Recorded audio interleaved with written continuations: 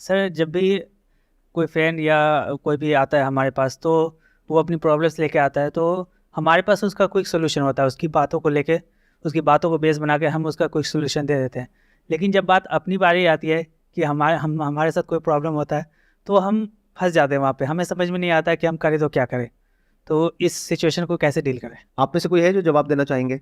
हम सामने वाले को बता रहे तू ये कर ले, तू वो कर ले, पर हम उसकी जगह पर नहीं है। हमारा माइंड तब भी कहीं ना कहीं चल रहा होता है कि ठीक है कोई नहीं।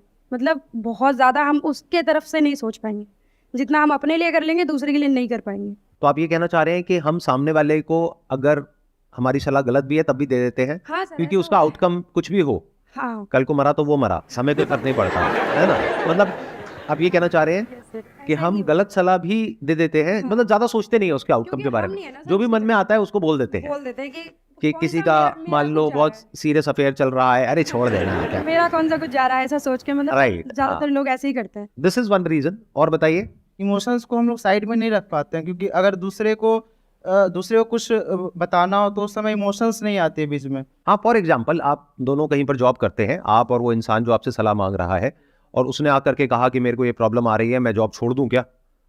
तो आप उसको कहोगे हाँ छोड़ देना, क्या फर्क पड़ता है। लेकिन अगर खुद छोड़ने की बारी आएगी तो पहले सोचेंगे कि अगर पैसे नहीं आएंगे तो क्या करेंगे, क्योंकि उससे कनेक्टेड रहता है सारा कुछ। राइट। और उसको क्या बोलेंगे अगर वो कहेगा ये बात कि अगर पैसे नहीं आए तो मैं क्या करूंगा? वो कहेगा तू तो ये कर लेगा, तू वो कर लेगा, तू ये ऐसे ये सोच रहा है। मतलब उसको हम कुछ भी बोल के अपना पीछे छुड़ाएंगे ताकि वो बंदा हमारा सर ना खाए।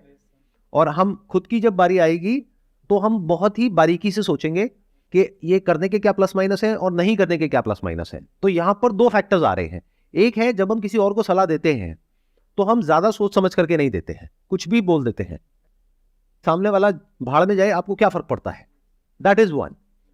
सेकेंड, कि जब आप खुद अपने आप को कोई सलाह देते हैं तो उसमें इमोशंस बीच में आ जाते हैं, जो गलत नहीं है पूरी तरह से, क्योंकि हो सकता है कि जो आप डिसीजन लेने वाले हैं वो लेने में आपको बहुत डर लग रहा है, तो उस डर के पीछे कोई एक्चुअल रीजन है कि अगर वो डिसीजन आपने लिया, फॉर एग्जांपल जॉब छोड़ने का, तो एक्चुअल में आपको नहीं पता कि अगले महीने आप अपने बच्चों की स्कूल की फीस कैसे दोगे, या क्रेडिट कार्ड्स के बिल इतने बढ़ चुके हैं वो कैसे दोगे। तो वो कोई हवा में नहीं है डर, किसी भूत प्रेत से आप नहीं डर रहे हो, रियल प्रॉब्लम है जिससे डर रहे हो। तो करना क्या चाहिए, चाहे किसी और को सलाह दो, चाहे खुद अपने आप को सलाह दो, आराम से ठंडे दिमाग से बैठ करके एक प्रॉब्लम का सॉल्यूशन निकालना चाहिए। मतलब मैं ये नहीं कह रहा कि उसको गलत सलाह दो और खुद को सही सलाह दो, नहीं, हमेशा सही सलाह दो। अगर कोई भी आकर के आपसे कोई बात कर रहा है या कर रही है और वो डिसीजन बहुत बड़ा है, छोटा मोटा है तो फर्क नहीं पड़ता, बट अगर वो डिसीजन बहुत बड़ा है तो आराम से बैठो, समझो कि उसकी क्या प्रॉब्लम है, उसके माइंड में क्या आ रहा है, उसको समझ करके। जैसे अभी मैं आप लोगों से समझ रहा हूं, अब मुझे नहीं पता था इस क्वेश्चन का ये आंसर निकल करके आने वाला है, लेकिन स्टेप बाय स्टेप हम आगे बढ़े तो हर एक पर्सपेक्टिव से चीजों को समझने की कोशिश कर रहे हैं, जो हो सकता है आज से पहले पूरी दुनिया में इस तरीके से इस प्रॉब्लम को किसी ने नहीं देखा होगा। राइट। आप जाकर के किसी और से पूछोगे, कोई और है यहां पर बैठा हुआ है, वो क्या कहेगा, अच्छा ये होता है, तो ठीक है, इसके पीछे जो रीजन है वो ये है कि आप जब किसी और को सलाह देते हो तो आप डिटैच होकर के देते हो, उसमें आपके इमोशंस बीच में नहीं आते हैं, तो आप सही सलाह देते हो। लेकिन जब खुद की बारी आती है तो इमोशंस बीच में आ जाते हैं, इस वजह से आप सही डिसीजन नहीं ले पाते हो। कि कितना सुपरफिशियल लेवल का आंसर है। ये आंसर सुनने में आपको बड़ा अच्छा लगेगा कि हाँ मेरे को मेरी प्रॉब्लम का सॉल्यूशन मिल गया, बहुत ही बेकार सॉल्यूशन है ये। इसमें बहुत सारे फैक्टर्स को हमने कंसिडर नहीं किया, उसको इग्नोर कर दिया। जैसे एक बहुत बड़ा फैक्टर ये है कि क्या जो इमोशंस हैं वो बुरे हैं क्या, बिल्कुल ही बेसलेस हैं क्या उसके पीछे कोई रियलिटी है इमोशंस के पीछे, या साइकोलॉजिकल फियर्स हैं। देखो, एक होता है एक्चुअल फियर, एक होता है साइकोलॉजिकल फियर। तो अगर किसी और को सलाह दे रहे हो तो वहां पर भी समझो और ब्रेक डाउन करो चीजों को। अब आप कहोगे उसमें मेरा क्या फायदा है, अरे आपका ये फायदा है, अगर आज आप उसको अच्छे से गाइड कर रहे हो तो कल खुद को भी अच्छे से गाइड कर पाओगे। मतलब हम क्या कर रहे हैं, हम दो एक्सट्रीम्स में ऑपरेट कर रहे हैं। जब कोई और हमारे पास सलाह लेने आता है तो बहुत ही घटिया लेवल की सलाह हम फटाफट से दे देते हैं उसको, बिना डिटेल में समझे कि उसकी लाइफ की एक्चुअल में प्रॉब्लम क्या है, कि वो किस स्टैंड पॉइंट से क्या पूछ रहा है या पूछ रही है। हम कुछ भी सलाह दे देते हैं जल्दीबाजी में। तो एक हो गया, जल्दीबाजी में हमने कुछ भी सलाह दे दी, और जब खुद की बारी आती है हम कोई डिसीजन ही नहीं ले पाते हैं। तो दोनों ही गलत हो गया ना। मैं क्या कह रहा हूं, चाहे कोई और हो चाहे आप खुद हो, हमेशा हर पहलू को देख करके सोच समझ करके फिर डिसीजन लेना चाहिए। मतलब उसमें प्रैक्टिकलिटी का भी रोल है, इमोशंस का भी रोल है, डिजायर का भी रोल है, फियर का भी रोल है, रिस्क एनालिसिस भी है, वेरी इंपॉर्टेंट। क्योंकि जब भी कोई बड़ा डिसीजन होता है तो साथ में बड़ा रिस्क होता है। अगर कोई रिस्क नहीं है तो वो छोटा डिसीजन है, तो वो कर लो, चाहे खुद हो चाहे किसी और की बारी हो। बट अगर कोई बड़ा डिसीजन है तो बड़े लेवल पे सोचना पड़ेगा। अब सवाल उठता है, ऐसे सोचते कैसे हैं? अपनी थिंकिंग को ऐसा कैसे बनाएं कि अगर कोई प्रॉब्लम है तो हम उसकी हर साइड को देख पाए, या ये कह लो हर साइड को तो कोई भी नहीं देख सकता, because thought bye it's very nature is limited. लेकिन जितना हो सके एक प्रॉब्लम को हम ज्यादा अच्छे से समझ सके, फिर उसका सोल्यूशन निकाले। तो ऐसा कैसे होता है? ऐसा होता है क्वेश्चंस पूछने से, आंसर देने से नहीं। आपने कभी नोट किया होगा, अगर मेरे से कोई कुछ पूछता है या पूछती है तो मैं पलट करके उनसे क्वेश्चंस पूछता हूं। पहले मैं समझता हूं प्रॉब्लम को, फिर कुछ बोलता हूं। और शुरू में ये काम आपको लिख करके करना है। यानी अगर कोई इंसान आपके पास सलाह लेने के लिए आया, या फिर अगर आपको खुद के लिए कोई डिसीजन लेना है, तो एक पेपर पेन लो, उसमें इधर लिखो प्लस, इधर लिखो माइनस, कि इस डिसीजन को लेने के क्या प्लस है क्या माइनस है। उसके साथ में बैठो। उस इंसान के लिए वो डिसीजन बहुत इंपॉर्टेंट है। 2 मिनट में मत बोलो उसको कुछ भी करने के लिए, हो सकता है उसकी पूरी लाइफ खराब हो जाए। और फिर धीरे धीरे क्या होगा, अगर आप इस तरीके से काम करने लग गए, यानी लिख करके अपने माइंड को क्लियर करने लग गए, तो धीरे धीरे आपकी माइंड में ही प्लस माइनस एकदम से आ जाएंगे। प्रैक्टिस की बात है, इस तरह की हमारी प्रैक्टिस नहीं है।